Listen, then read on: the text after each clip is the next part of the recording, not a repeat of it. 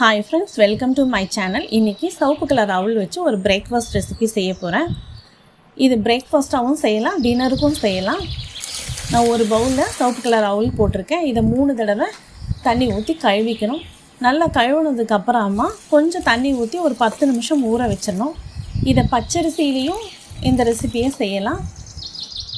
அவலுக்கு பதிலாக பச்சரிசி போட்டுக்கோங்க. ஊற வச்ச அவலை மிக்ஸி ஜாரில் போட்டு கொஞ்சம் கொரகரப்பாக அரைச்சிக்கோங்க. ரொம்ப மை மாதிரி அரைக்கக்கூடாது. இதெல்லாம் செய்யறதுக்கு முன்னாடி உருளைக்கிழங்கு 2 வேக வச்சுக்கணும். வேக வச்ச உருளைக்கிழங்கு தோல் எடுத்துகிட்டு அவல் அரைச்ச மாவில் சேர்த்து அரைச்சிக்கணும்.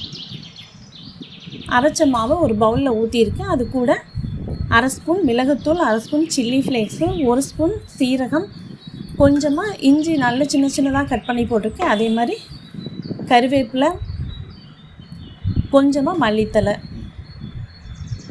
ஒரு சின்ன தக்காளியை நல்ல பொடுசாக கட் பண்ணி போட்டிருக்கேன். அதே மாதிரி பச்சை மிளகாவையும் நல்ல சின்னதாக கட் பண்ணது போட்டிருக்கேன். ஒரு பெரிய வெங்காயத்தையும் நல்ல குட்டி குட்டியாக கட் பண்ணி போட்டுக்கோங்க. இது எல்லாத்தையும் நல்லா மிக்ஸ் பண்ணிக்கணும்.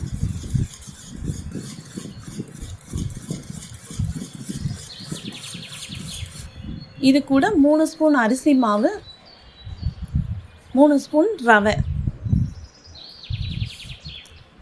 ரவையும் போட்டுட்டு நல்லா கலந்து விட்டுக்கோங்க.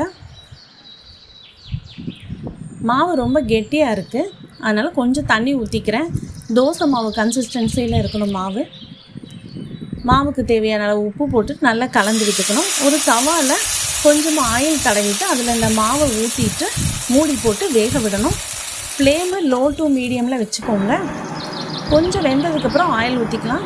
திரும்பி மூடி போட்டுட்டு மேலே நல்லா வேக விட்டுருங்க. இந்தளவுக்கு வெந்ததுக்கப்புறம் திருப்பி போட்டு வேக விட்டுருங்க. இதுக்கு வெங்காய சட்னி, தக்காளி சட்னி எல்லாம் நல்லா சூட் ஆகும். இதை ட்ரை பண்ணி பாருங்கள். தேங்க்ஸ் ஃபார் வாட்சிங். Like and subscribe my channel.